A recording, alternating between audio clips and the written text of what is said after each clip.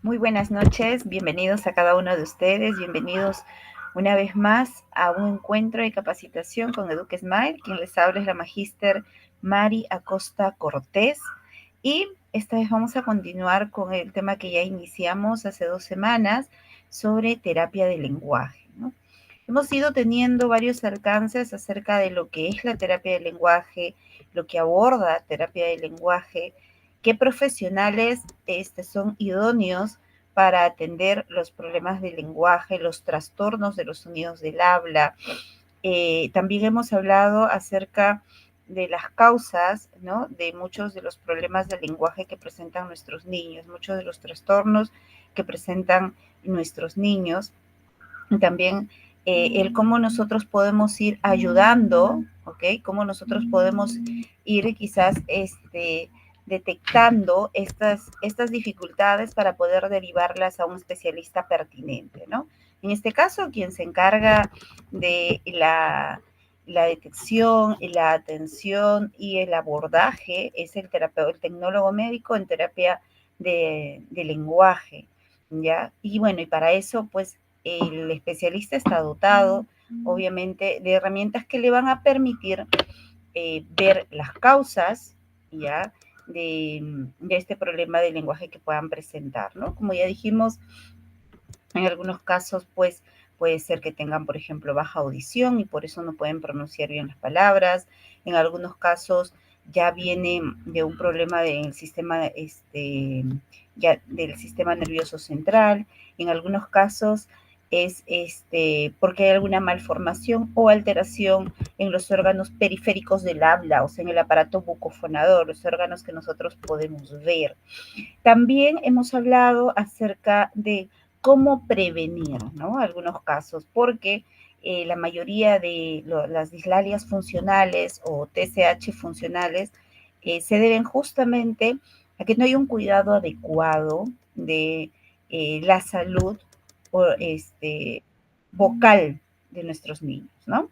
Ahora, ¿por qué digo esto? Porque lamentablemente los acostumbramos a hábitos que no son adecuados para ellos, como por ejemplo, ¿no?, ya habíamos dicho en la clase anterior, el uso prolongado del chupón, el uso prolongado de los biberones, la mala postura al momento de alimentarlos, la deprivación de alimentos, ¿no? Porque hay algunos niños que no toleran otras texturas o que no desean simplemente tomar otro tipo de alimentos, y entonces siempre le dan lo mismo, ¿no? Entonces se ve deprivado de texturas, de nuevos sabores, y cuando hablo de texturas, hablamos, por ejemplo, de algunos alimentos que suelen ser blandos, los crocantes, los que son un poquito más duros, que a partir ya del año, pues el niño tiene que comer de todo, ¿no? Y que esta alimentación que se ha ido dando de forma paulatina, desde los 6 meses que empiezan con las papillitas y luego se les va integrando mes a mes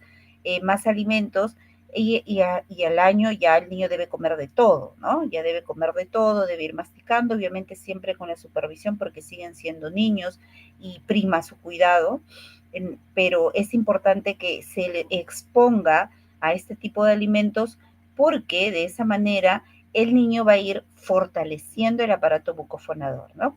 Y en el aparato bucofonador cuenta de varios órganos, está todos los que nosotros podemos ver: los labios, los dientes, los músculos de la cara, la lengua, los alvéolos, el paladar, el velo del paladar.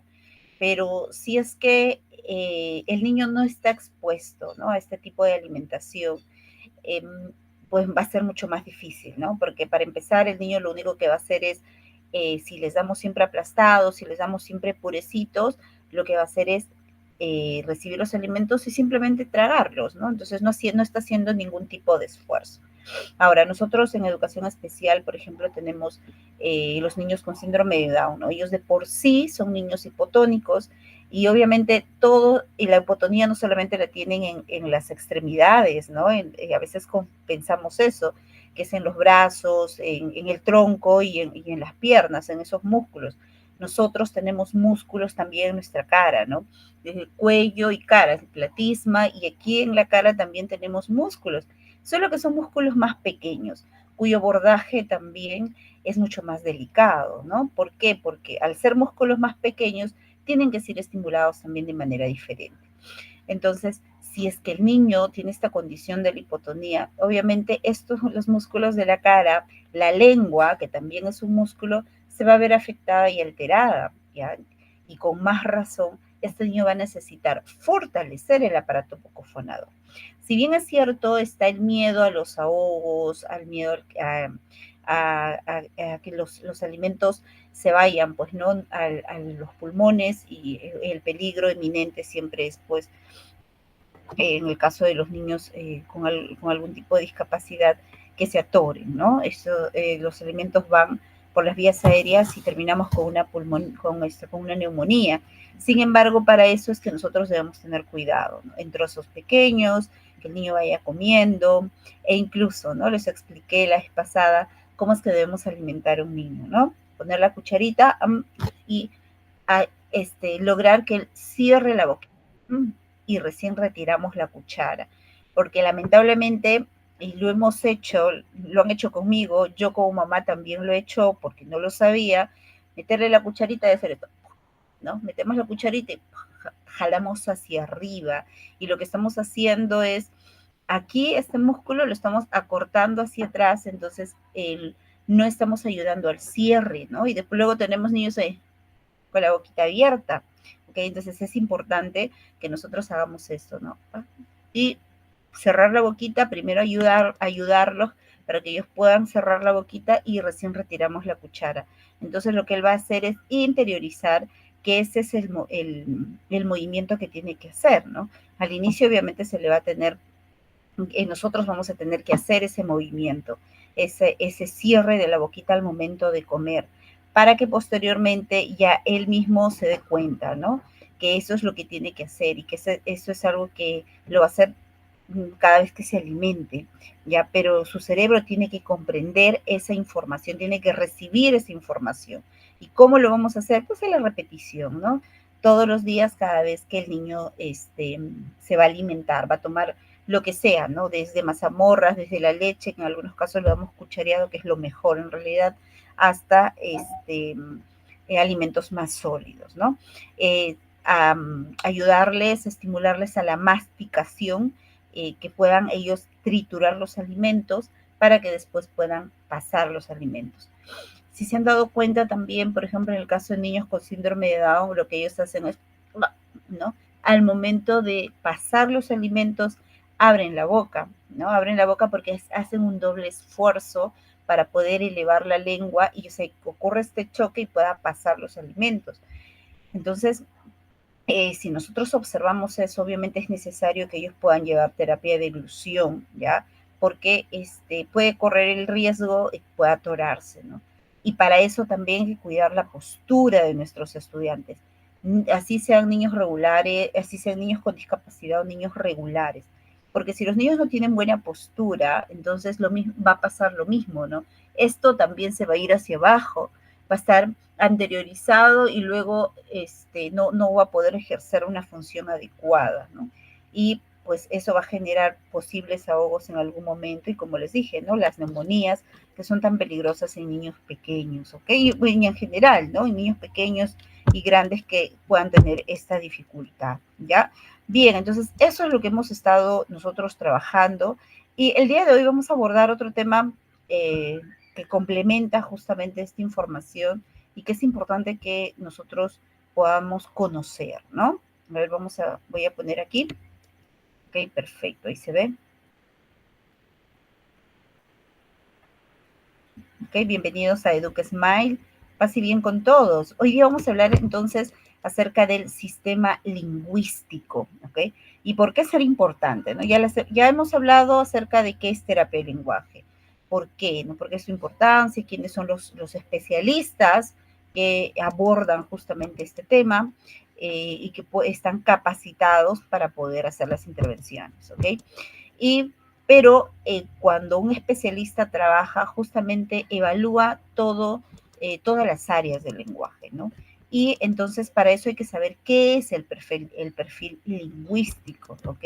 Para ver qué es lo que ellos están trabajando, porque a veces pensamos que terapia del lenguaje es para que el niño aprenda a hablar, ¿no? Eso es lo relacionamos directamente. Pero no solamente es eso, ¿no? Porque el lenguaje y la comunicación es mucho más amplio que eso, ¿no? E incluso hay niños que van a terapia de lenguaje que nunca van a poder hablar, pero en terapia de lenguaje se les enseña a comunicarse, ¿ok? Porque no podemos reducir la comunicación solamente a la palabra hablada o escrita. Tenemos diferentes códigos de comunicación. Entonces, para nosotros tener claro eso, tenemos que también saber qué es el sistema lingüístico, ¿no? ¿Por qué es importante que nosotros conozcamos lo que es el sistema lingüístico? ¿Ok? ¿Por qué? Porque como les decía, cuando vamos a terapia de lenguaje, pues algunos van a ir por un TCH, trastorno sonidos del habla, otros van a ir porque hay un problema de comprensión, ¿no? Que si se les da una indicación no están comprendiendo. Eso también es un área de lenguaje. No solamente es la expresión, sino también está la comprensión, ¿no? El significado de las palabras, por ejemplo, ¿no?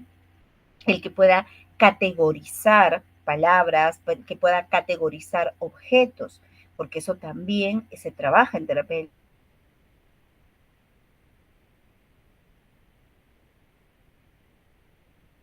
Vamos a ver dónde están las frutas y no puede categorizar cuáles son frutas, ¿no? Que la manzana, la pera va dentro de una categoría, ¿no? Que si hablamos de útiles escolares, este lápiz, el borrador y el tajador, ¿ven? Y ese es un problema muy frecuente, por ejemplo, en niños TEA, ¿no? Cuando trabajamos con ellos, en niños con discapacidad intelectual e incluso, ¿no? En niños que no tienen ningún tipo de discapacidad, pero sí tienen un problema de aprendizaje, ¿ya? Entonces, vamos a ver en qué consiste el sistema lingüístico. Consiste en la unión, dice, de muchas estructuras que funcionan una dependiendo de la otra, ¿ya? O sea, estas estructuras van a funcionar juntas, pero una depende de la otra. De la misma manera ocurre en la lengua, ya que es un sistema de signos, ya sabemos, ¿no? Signos, códigos lingüísticos que adquiere un ser humano dentro de la sociedad. Luego lo procesa, lo produce, es decir, este sistema lingüístico se refiere a la estructura lógica de la lengua. ¿Ok? Entonces, miren, acá vamos a resaltar este punto, ¿no? Dentro de la sociedad. Ahora, cada grupo humano, cada, cada pueblo, ¿no? Incluso aquí en el Perú, que somos un país muy diverso, en cuanto a sus expresiones, el uso de sus expresiones difiere entre la costa, la sierra y la selva. E incluso, ¿no? Dentro de la costa, costa norte, costa sur y Lima, ¿no? Hay muchas expresiones que difieren. No, por ejemplo, cuando estaba trabajando con una pacientita de allá del pueblo donde yo actualmente estoy trabajando, aparte de tener muchos TCHs, ¿no? Y con la edad que tiene muchos TCHs, muchos trastornos del sonido del habla, ha habido mucha deprivación ahí con ella. Aparte de eso, son las expresiones que ella utiliza al momento de realizar algún tipo de enunciado, ¿no? Eh, y entonces, y ella, por ejemplo, dice, mire, yo a que quiero esto, ¿no? O sea, adiciona palabras que aparentemente para nosotros no tienen ningún sentido, ¿no?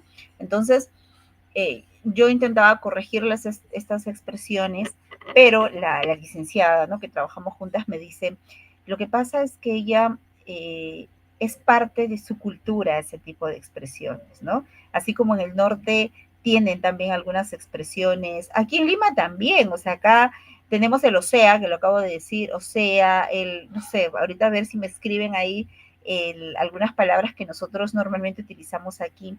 Eh, en al sur de nuestro país también, o sea, y eso, miren, esto es, y estamos hablando acerca de del uso, ¿no? De algunas palabras. Adicional a eso está el acento que cada lugar de nuestro país tiene, o sea, es definitivamente muy diverso. Entonces me dicen, ¿no? Hay que ir respetando estas expresiones que ella utiliza porque para ellos sí tiene sentido, ¿no? Y no es que está mal ni bien tampoco, ¿no? Porque va a depender del lugar donde esa persona va a vivir, ¿no? ¿Ya? Incluso aquí mismo en Latinoamérica, ¿no?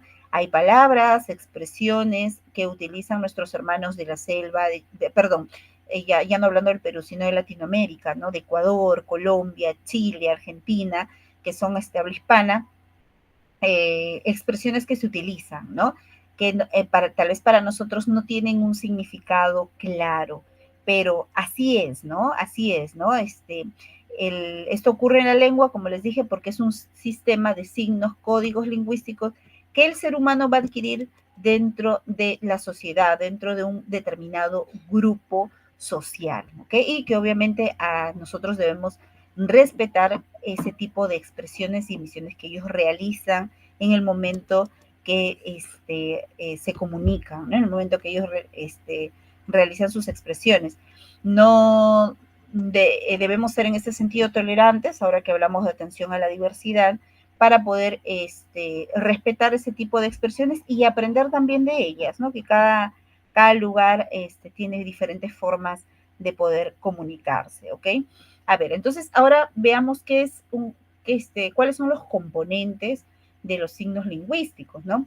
Existen dos, el significante y el significado, ¿ok? Ahora les voy a decir por qué es que es importante que nosotros lo conozcamos, ¿ya? El significante, que se refiere al aspecto material del signo, ¿no? Es decir, aquella parte que podemos percibir con ayuda de los órganos, de los sentidos del tacto, la vista, el olfato, el paladar, o sea, toda una integración de nuestros sentidos. Mientras que el significado se refiere al concepto del signo lingüístico, ¿no? No podemos escucharlo ni verlo, pero existe en nuestra mente, ¿no? Acá está el ejemplo. Árbol, ¿no? Este es el significante. Y el significado, ¿qué es? Es una planta verde que vive más de 2 años, de tronco leñoso y elevado, que se ramifica a cierta altura del suelo, ¿no? Entonces, el significado existe, como dice acá, volvemos existe en nuestra mente, es un constructo que se le ha dado, mientras que el significante es lo material, es lo que nosotros podemos ver, tocar, palpar y experimentar a través de nuestros sentidos, ¿no? Entonces, el signo lingüístico es el significado, es el concepto o idea que evoca la mente ante un significante concreto, ¿no? Por ejemplo, cuando uno le dice a un niño, ¿no? Este, por favor, pásame lo que necesito para cortar el papel, ¿ya? Él tiene que ir y buscar qué cosa, la tijera, ¿no? Porque eso necesito para cortar el papel. Yo le he dado el significado, ¿no? El significado, que es algo que yo utilizo para cortar el papel. Y él me tiene que traer la tijera, el significante, o sea, eso que él puede ver, tocar e incluso utilizar, ¿no? Y es importante que nosotros vayamos construyendo esto con ellos, ¿no? Cuando, por ejemplo, les decimos, a ver, ahora sí, ¿para qué sirve la pelota? Ay, para patearla, para jugar. ¿Qué es una pelota?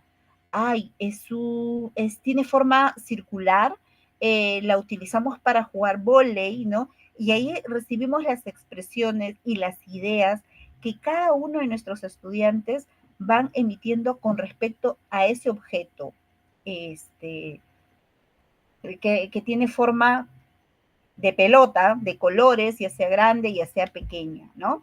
Entonces, es así como nosotros podemos ir trabajándolo con ellos, ¿no? Por ejemplo, ¿no? El lugar donde mamá cocina y prepara una rica sopa, ¿qué lugar es? Ah, es la cocina, ¿no? La mamá no va a cocinar en el baño, ¿no? Entonces, así para poder trabajar con ellos. Y lo mismo, vamos ampliando el significado de todo lo que nosotros vemos.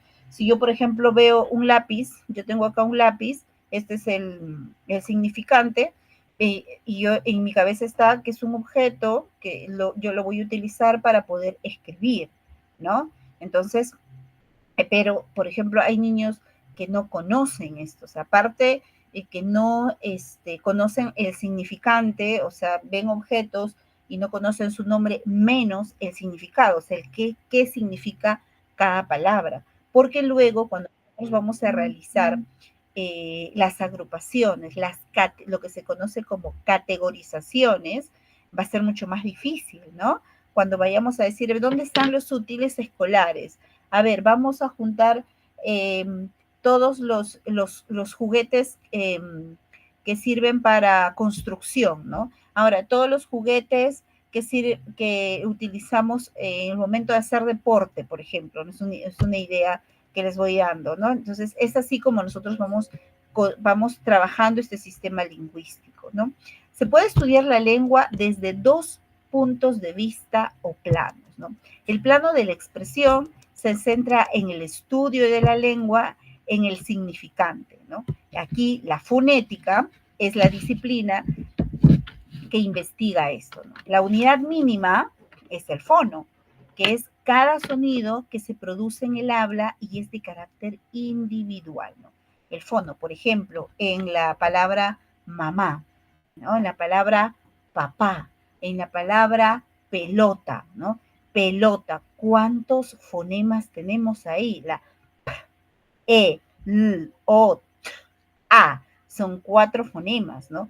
Cada uno tiene un sonido individual. Cuando nosotros juntamos dos fonemas, o sea, una consonante y una vocal, vamos a formar una sílaba, ¿no?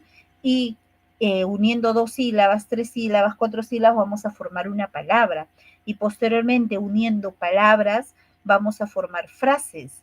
Esas frases, si le ponemos un verbo, vamos a formar oraciones, ¿ya? Y el conjunto de oraciones, vamos anexando más oraciones, vamos a crear un texto. Así es como se trabaja en terapia del lenguaje, ¿no? Primero vamos a la unidad, ¿no? Al fono. Cuando tiene, por ejemplo, un problema, una dislalia funcional con algún determinado fonema. Entonces vamos a trabajar ese sonido aislado para que lo vaya logrando. Después de trabajar ese sonido aislado, vamos a ir uniéndolo a las vocales. Una vez que se unan a las vocales, hemos formado sílabas. Esas sílabas, con el apoyo de esas sílabas, vamos uniéndolas a otros que él ya conoce para ir formando palabras. Primero de 2 sílabas, después de 3 sílabas, y posteriormente para ir creando frases, creando oraciones que obviamente tengan un sentido, ¿no?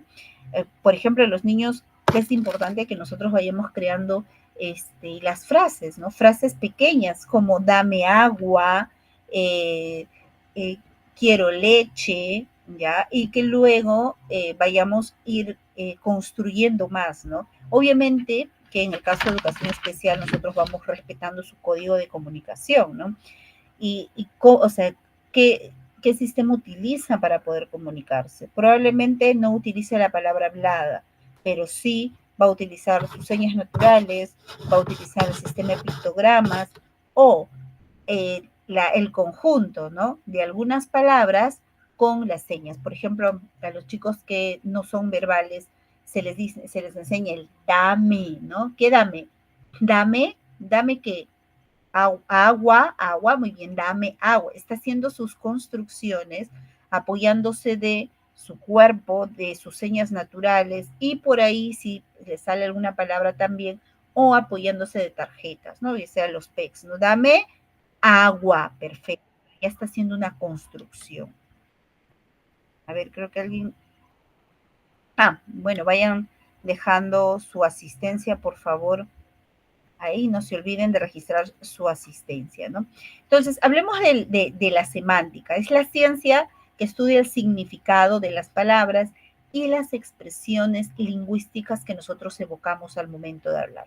Cada palabra que nosotros utilizamos tiene un significado y por eso es que nosotros los vamos usando, perdón, de manera coherente, ¿no? No utilizamos las palabras solamente por decirlas, sino que una tras otra se van juntando dentro de nuestras oraciones, pero porque tienen un significado y va relacionada la una con la otra, ¿no? El plano del contenido del estudio del significado, la disciplina que se ocupa de esto es la semántica, ¿no? Tiene comunidad el senema, que es el conjunto de semas o rasgos distintivos que forman el significado de una palabra, ¿ok? Aquí tenemos, ¿no? ¿Qué es un sema? Es las unidades del significado. Por ejemplo, aquí tenemos un estuche, ¿no? ¿Qué es un estuche? Es un útil escolar ¿Para qué sirve? ¿No? Sirve para guardar cosas como lápices, borradores, tijeritas, etcétera, ¿no? Hasta reglas podemos guardar. Y la mochila es un útil escolar, ¿no? ¿Para qué sirve? Para guardar cosas, cuadernos. ¿Ambos tienen en común? Por supuesto, ambos son útiles escolares, ¿no? Entonces, ambos se categorizan dentro de un solo grupo de palabras, ¿ok? Ambos son útiles escolares, ambos tienen algo en común, se utilizan para guardar, ¿no? En el caso de la mochila, guardamos cosas más grandes. En el caso del estuche o la cartuchera, guardamos cosas que son más pequeñas, ¿no? Entonces, ¿qué es un semema? Es el conjunto de semas, ¿ok? Es el conjunto de semas, las cuales definen el significado completo de una palabra, ¿no? O sea, útil escolar. El estuche, vuelvo a repetir, útil escolar, ¿no? Es un útil escolar que sirve para guardar cosas, ¿no? Entonces, un semema, o sea, es el conjunto de cada sema, ¿no? Que de cada unidad de significado para poder definir qué significa esa palabra que estamos nosotros emitiendo, ¿ok? Vamos a ver entonces ahora acerca de los niveles de la lengua, ¿ya? La lengua está estructurada de forma jerárquica, ¿no? Gracias a lo cual podemos explicar sus mecanismos internos, como las unidades del nivel inferior se combinan para formar una unidad lingüística de un nivel superior, que recibe la denominación de niveles de la lengua.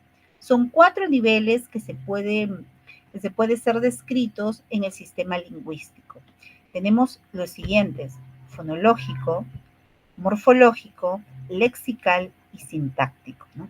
Estos niveles expresan la jerarquía de los signos que componen la lengua, ¿no?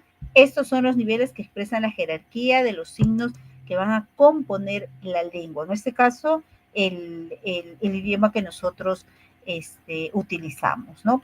Vayamos al nivel fonológico. Fonológico viene del fonema, ¿cierto? Ya les decía, es la unidad, ¿no? Que cuando nosotros trabajamos estimulación del lenguaje, por eso debemos tener claro esto, nosotros empezamos justamente a trabajar esas unidades, ¿no? Si el niño, por ejemplo, tiene la dificultad en pronunciar el fonema L, ¿no? L, nosotros vamos al sonido y al punto y modo de articulación de este fonema.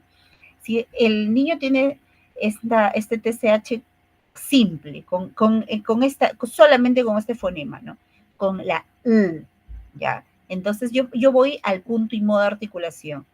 ¿Cuál es el punto y modo de articulación? Bien, la lengua tiene que ir en la parte superior detrás de los alvéolos. O sea, yo tengo que ver detrás de los alvéolos y emitir el sonido. Tomo aire, ¿no? Tomo aire y elevo la lengua. Por ejemplo, cuando nosotros trabajamos con sordos, ¿ya? Cuando trabajamos con sordos, ellos no van a escuchar, ¿no? En caso de un oyente, sí, levanta la lengua, a ver, y él sí hace, no suena, escucha, él sí va a escuchar y va a distinguir y se va a dar cuenta si está bien el punto y modo de articulación. Pero en el caso, por ejemplo, perdón, de los sordos, ellos no escuchan, no van a escuchar, entonces con ellos se trabaja acompañando con, con las manos, ¿no? Que ellos puedan sentir en su cuerpo las vibraciones que cada fonema va emitiendo, ¿no? Entonces ellos van a tener que buscar aquí, ¿no? Entonces, para que ellos se den cuenta que sí está saliendo un sonido. Aquí, vamos, elevamos la lengua hacia arriba y, muy bien, ¿no? Ahora sí, en cambio, si solamente está él poniendo el punto y modo, ¿cómo sabe que está sonando? Vamos, pon la mano acá y primero ponen la mano en nosotros, háganlo ustedes, ¿no? Se siente la vibración, entonces ellos se tocan también y bien, ¿no? Ya saben que sí está saliendo el sonido. Después, que trabajamos el fonema de manera individual, ya se van uniendo a las vocales, ¿no? En este caso, las 5 vocales, ¿no?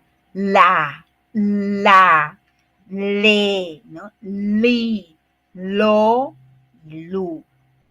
Lo primero que se hace es exagerar un poco al momento de realizar la pronunciación, ya no solamente del fonema aislado, sino en la unión con las vocales, ¿no? El poder exagerar esto, ¿para qué? Para que ellos vayan concientizando en su cerebro que ese es el movimiento que ellos tienen que realizar con sus órganos periféricos del habla, ¿no? La lengua, los labios, cómo se posicionan las mejillas al momento de pronunciar, ¿no?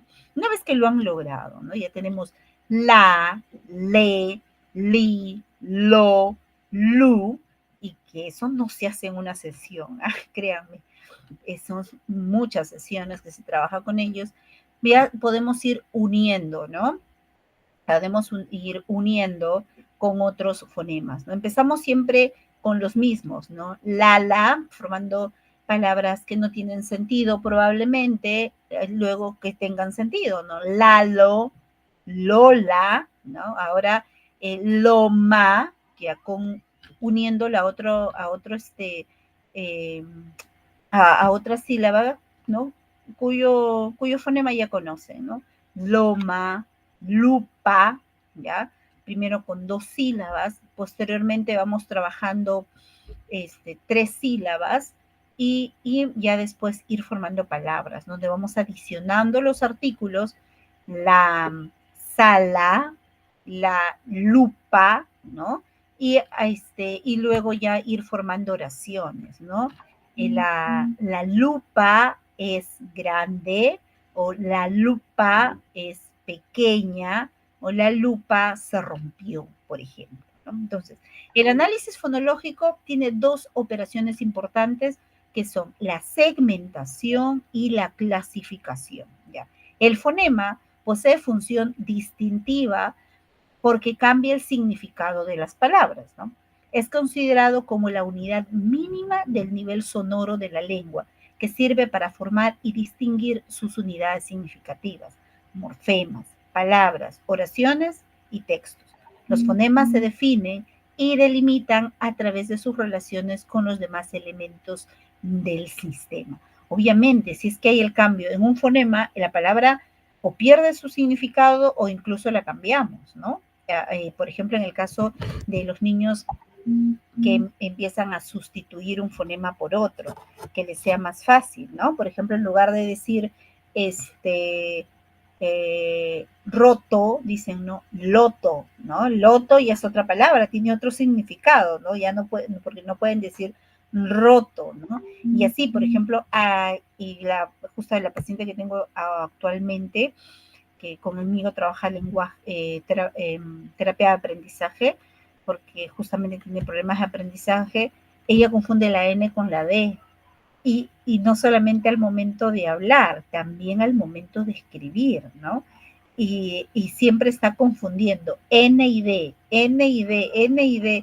Y obviamente sí, es un trabajo bastante fuerte, pero sí, pues si es que se cambia solamente esta unidad mínima, ya cambia el significado, obviamente, de la palabra, ¿no?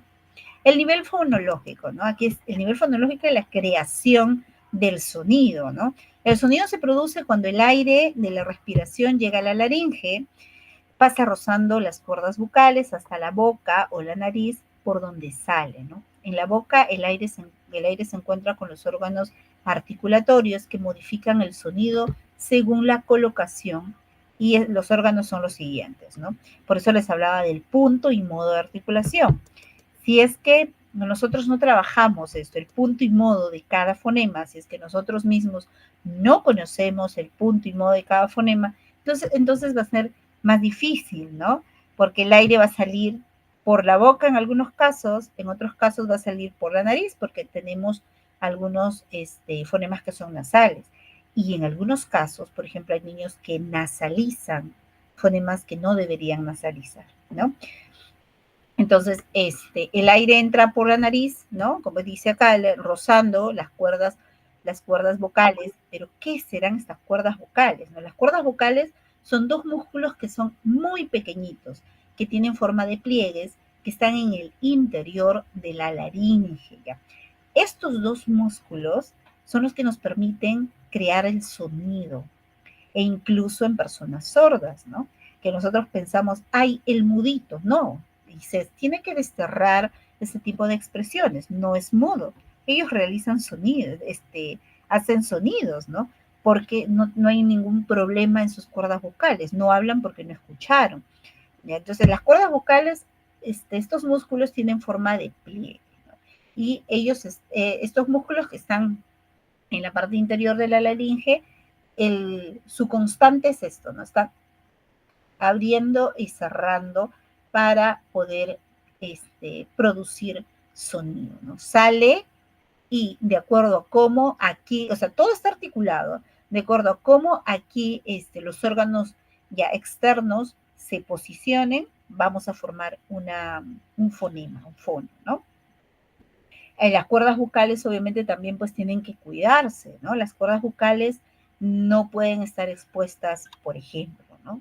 A alimentos que sean altamente irritantes, ¿no? Ya sabemos cuáles son los alimentos irritantes, ¿no? El ají, algunos condimentos también que pueden irritarnos, entonces nosotros que trabajamos en el sector educación debemos tener cuidado, porque nuestra herramienta de trabajo es la voz y a veces no nos medimos, ¿no?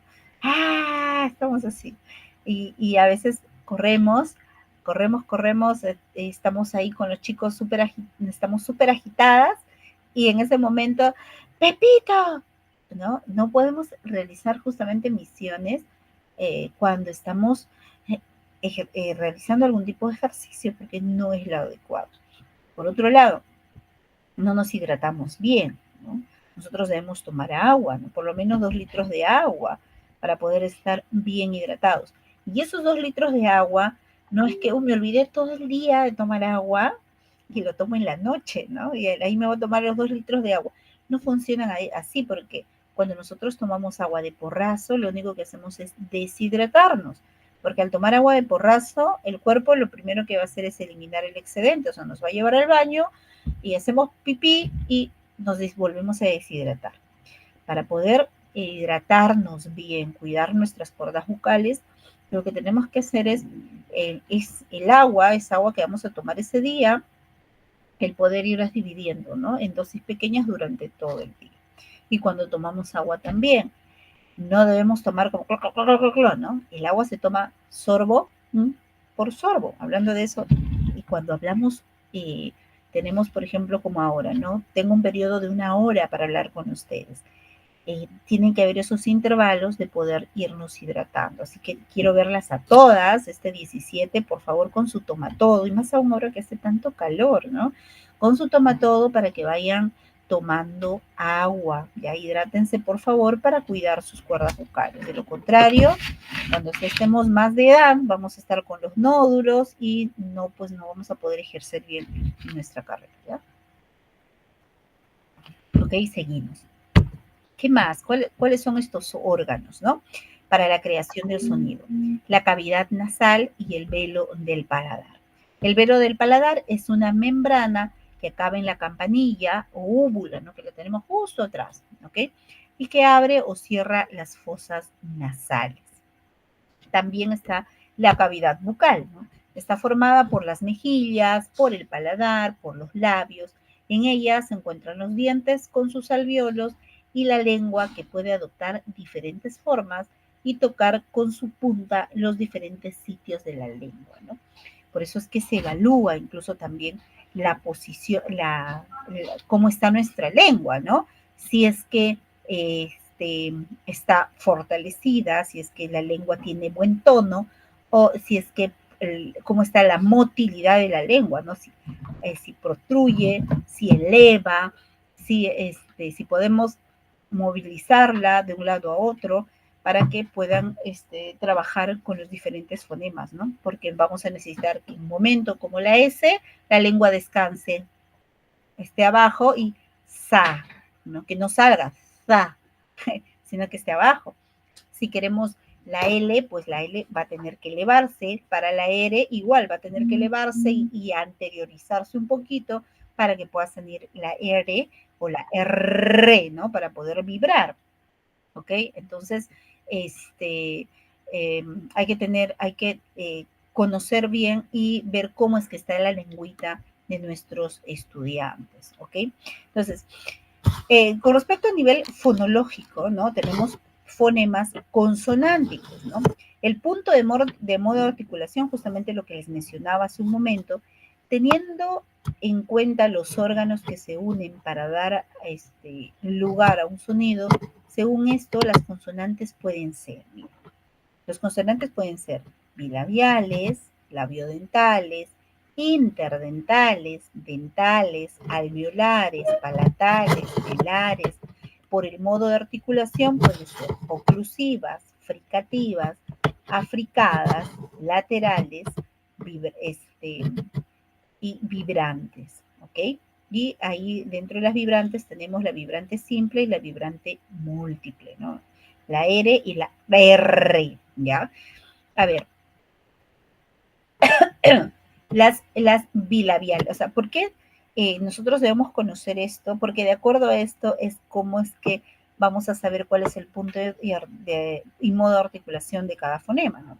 Los bilabiales, los labios se unen entre sí, dejando una pequeña abertura por la que sale el aire, ¿no? ¿Cuáles son las labiales? Por ejemplo, la B, ¿no?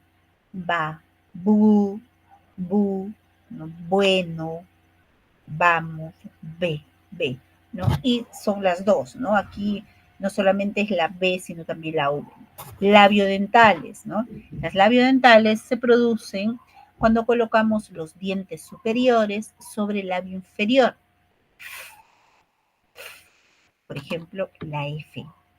Interdentales, la punta de la lengua se coloca entre los dientes. Por ejemplo, la Z, ¿no? La Z, que nosotros no lo utilizamos, ¿no? Nosotros aquí en el Perú, y bueno, y creo que en toda Latinoamérica, nosotros la Z la utilizamos como la S, ¿no? O sea, es el mismo sonido. En cambio, en España, sí, la Z tiene, parece que sonar igual que la S, pero no, ¿no? En la Z se siente más el salir de la lengua entre los labios, ¿ya? Tenemos las dentales. La punta de la lengua va a tocar los bordes de los dientes superiores. Por ejemplo, la D y la T, ¿no? La D y la T. También están los alveolares. Tocamos los alveolos de los dientes superiores con la punta de la lengua, ¿no? Los alveolos es donde nacen nuestros dientes, ¿no? Acá, atrás. La L y la R, ¿ya? Las palatales, ¿no? Ahuecando levemente la lengua hacia arriba, tocando con ella el paladar. Por ejemplo, para decir chancho, chocolate, ¿no? Y las velares, que es la parte trasera del paladar, se eleva ligeramente tocando el velo del paladar. Por ejemplo, para el fonema ga, ¿no? Para el fonema ga, ge, gi, go, gu. Por el modo de articulación es de que es el modo de que cómo expulsamos nosotros el aire.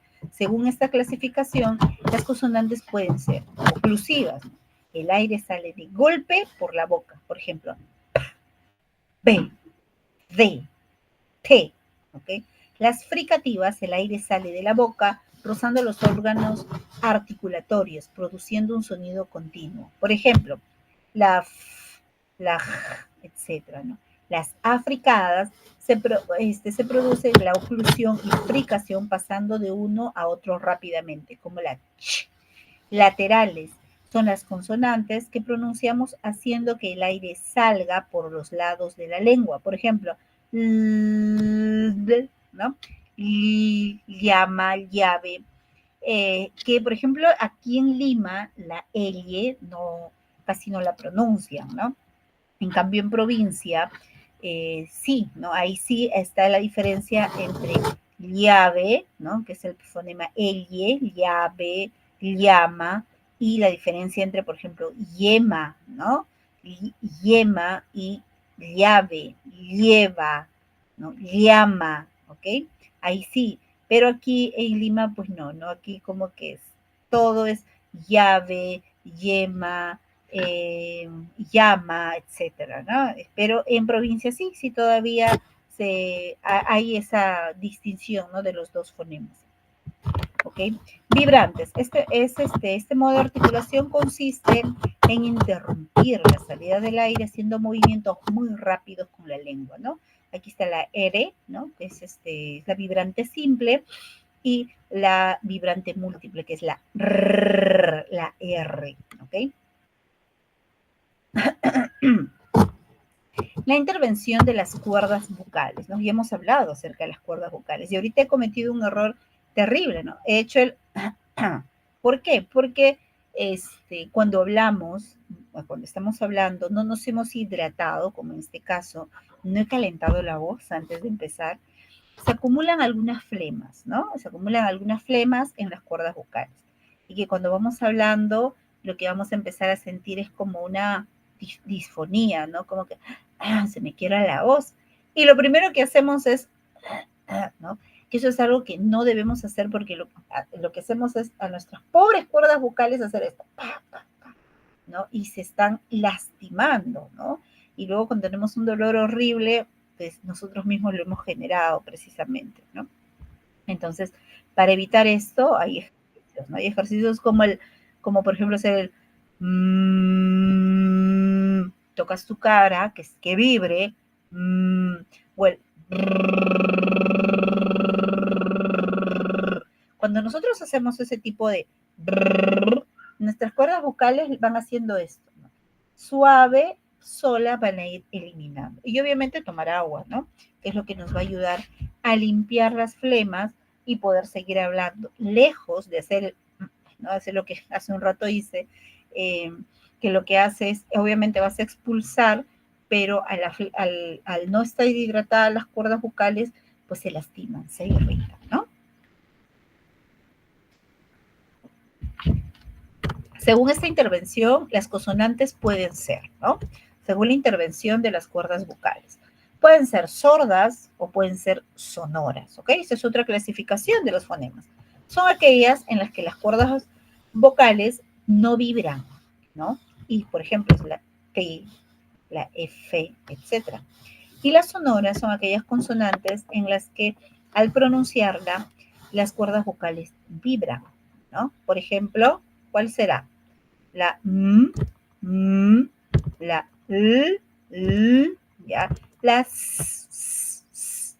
a ver, tóquense, la no, ¿verdad? Ya, ahora, ¿por qué les explico esto? Como les decía hace un momento, cuando trabajamos, por ejemplo, con sordos y trabajamos la S, entonces le pedimos, toma aire, ya, vamos a juntar obviamente los dientes, dejar en reposo la lengua y ¿cómo creen que él sabe que está emitiendo el sonido? A ver, nos tocamos acá, no hay vibración, no hay, pero ¿cómo es que él se da cuenta que sí está emitiendo el sonido? Lo mismo con la F, ¿no? Por ejemplo, F.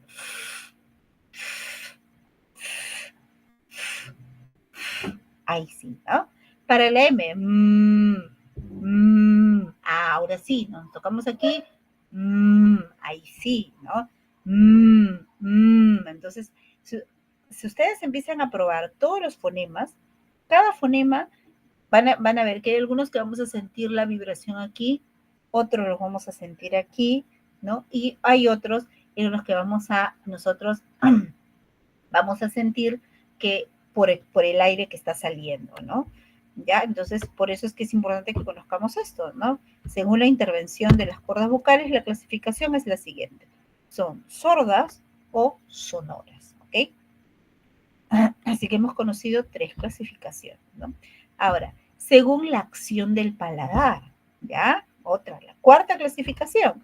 Según sea esta, las consonantes se dividen en nasales y orales, lo que les decía hace un momento, ¿ok? Las nasales, ¿no? Son aquellas que al estar descendido el velo del paladar, el aire resuena en las fosas nasales, suena en la nariz y sale al exterior. Son, por ejemplo, la m, la n y la ñ, ¿ya? Mamá. El sonido va a salir a través de la nariz, por eso se dicen nasales. Mientras que los orales son aquellas en las que al estar elevado el velo del paladar, la boca hace las veces de caja de resonancia y el aire sale al exterior, ¿no? Sale al exterior, las orales. Como la l, d, ¿no? La, ¿qué más? La r, ¿ya? Entre otras. Fonemas vocálicos, ¿no? Los fonemas vocálicos son los que se pronuncian cuando el aire sale al exterior sin encontrar obstáculo alguno, ¿ya? Los podemos clasificar por la localización de la lengua. Están los anteriores, los centrales y los posteriores. Cuando hablamos de los anteriores, la lengua se acerca hacia los dientes, ¿ya? Por ejemplo, I. Los centrales, la lengua se sitúa en el centro de la boca. A. Los posteriores, la lengua retrocede hacia el velo del paladar. O. U. ¿Ok? Fonemas vocálicos, ¿no? Los fonemas vocálicos son los que se pronuncian cuando el aire sale al exterior sin encontrar obstáculo, ¿no? Y aquí está un ejemplo más claro acerca de la abertura y la localización, ¿ok? Ya decíamos, las abiertas, que es la A, las medias EO y las cerradas IU, ¿no? La vocal, la A, la abertura es abierta, la localización es central. Mientras que la E, la abertura no es abierta A, sino media, ¿no? E, y la localización es anterior. Mientras que la I, la abertura es cerrada y no hay abertura. Y la localización es anterior. La O, la abertura es media. O, porque entre la O y la U hay diferencia, ¿no? La abertura es media y es posterior, mientras que la U es cerrada. U. Para eso hay que protruir los labios hacia adelante, como para dar un besito. U. Y la localización es posterior. Nivel morfológico. El morfema es la unidad mínima de este nivel. Perdón. Es la unidad mínima de este nivel, portadora de función significativa, ¿no? Unidad invisible y abstracta, ya que no es susceptible de división en unidades significativas más pequeñas. Tipos de morfemas, ¿no? Tenemos los derivados, prefijos, sufijos e infijos. Su significado es más léxico que gramatical, ¿no? Gramaticales están construidos por los elementos que le aporta el verbo, las marcas de número, persona, tiempo, modo. Al sustantivo y adjetivo les ofrece las marcas de género y de número. Y al adjetivo y adverbio le puede dar marca de grado, ¿no? Radicales o lexicales son los que permiten realizar la parte de la palabra que menos varía, ¿no? Son portadores de la significación léxica de la palabra, ¿ok? Ustedes saben, por ejemplo, que los prefijos, como dicen, no tienen un significado específico, ¿no? Y algunos van acompañando a las palabras y según eso va a ir variando, por ejemplo, si es masculino, si es femenino, si es singular o si es plural, ¿no? Cuando hablamos del nivel lexical, este tiene como unidad básica la palabra, por ejemplo, árbol, ¿ok? El nivel sintáctico.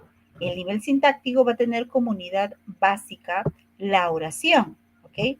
Y esta posee diversas clasificaciones. Según su estructura, de acuerdo con la calidad psicológica del juicio, atendiendo al tipo de predicado, según el número de miembros, la construcción de las palabras y oraciones en el discurso corresponden al estudio del nivel sintáctico. La lengua es un sistema que es jerárquico de signos cuyas combinaciones en sucesiva complejidad van a dar lugar en número término a la unidad intencional del sentido completo de sí mismo, ¿no? La oración tiene un significado por sí, ¿no? La oración como dice, es de este nivel sintáctico es la unidad básica.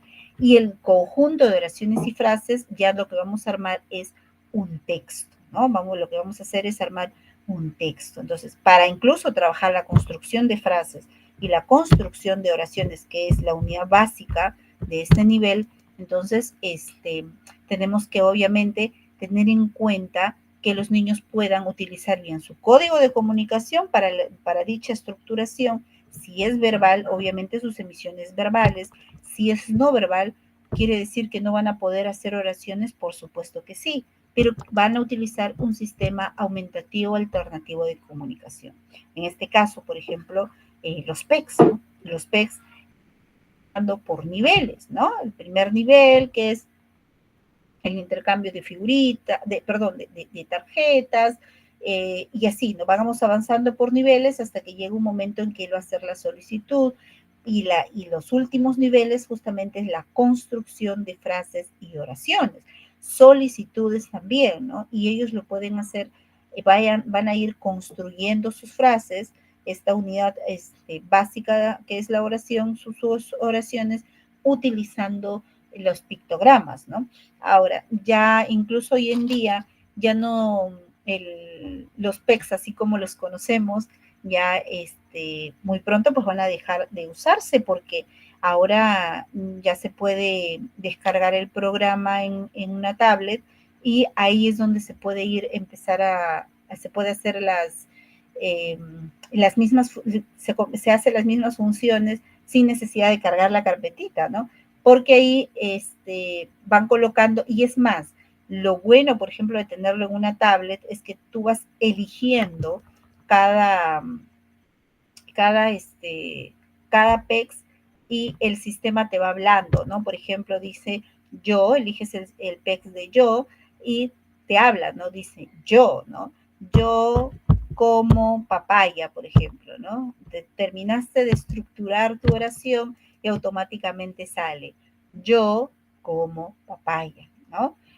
Ahora, hay algunas personas, por ejemplo, que le tienen un poco de miedo al PEX, ¿no? Porque dicen, yo quiero que mi hijito hable, ese sistema no le va a ayudar, pero eso es un mito en realidad, porque eh, el PEX no va a influir para que hable o no hable, ¿no? Si hay niños que no van a ser verbales, pues así les pongan PEX, ¿no? Pero lo que sí por experiencia le puedo decir es que el PEX ayuda mucho para que el niño pueda comunicarse. Un niño que no se comunica va a presentar mayores problemas de conducta, ¿no? Nosotros pensamos que a veces los problemas de conducta, ay, pues es por engreimiento, que sí, o sea, en algunos casos es así, pero por ejemplo en los niños no verbales, TEAs, en los niños, incluso no los que tienen PCI,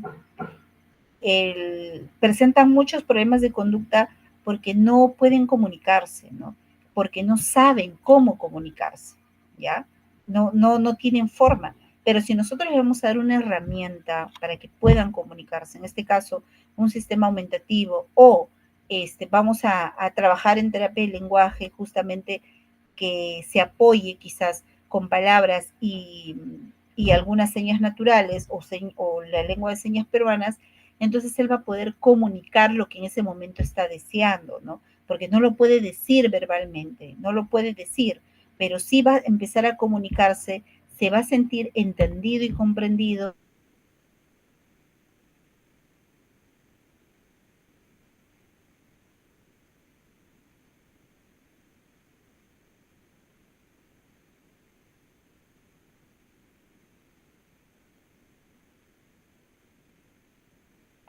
Pero si nosotros les damos las herramientas necesarias, ya las de conducta van a bajar, porque resulta que quieren agua, pero no saben cómo pedírtelo. Imagínense, ¿no? Es como si tú quisieras decir agua, pedir algo y ni siquiera algo tan simple como eso lo puedes hacer y como si te estuvieran tapando la boca. Imagínense la frustración, la rabia que al final desencadena en niños que son autolesivos o que pueden herir también a otras personas, ¿no? Pero si se apoya de algo, no quiero agua, voy, tomo mi pez y dice, agua, muy bien, le dan el agua, pues él ya sabe, ¿no? Que se está comunicando, lo están comprendiendo, se ha dejado comprender también, entonces ya no, estos problemas de que se frustre, el que no pueda comunicarse, van a ir desapareciendo, ¿no? Niños con muchos problemas de conducta, cuando se le ha trabajado su código de comunicación y empiezan a comunicarse, empiezan a bajar esos problemas de conducta y es muy notorio, ¿no? Y bien, ¿no? Eso era el tema del día de hoy, justamente el sistema lingüístico, ¿no? Como para reforzar lo que ya habíamos trabajado las 2 semanas anteriores. Y muchísimas gracias por su atención. No se olviden de registrar su asistencia. Y acá nos vemos el día miércoles para justamente ya cerrar lo que es terapia de lenguaje y luego ya avanzamos también con el siguiente tema que tenemos dentro de la programación, ¿no? Que Dios los bendiga a cada uno de ustedes, cuídense mucho, éxitos en este inicio del año escolar, el 17 que ya recibimos en las aulas a nuestros estudiantes. De verdad, tenemos nosotros la gracia, ¿no? El gusto, este regalo que la vida y Dios nos da de poder acompañar a nuestros estudiantes en este proceso educativo y que debemos ser definitivamente, pues, ¿no? Estos agentes que podamos, esos agentes educativos, que nosotros podamos brindarle a nuestros estudiantes la seguridad, la confianza y también fortalecer a las familias, brindándoles la seguridad y la confianza de que sus niños están en buenas manos, ¿no? Muchas gracias por su atención. Cuídense mucho, buen inicio del año escolar y nos vemos el día miércoles. Cuídense mucho. Chau, chau.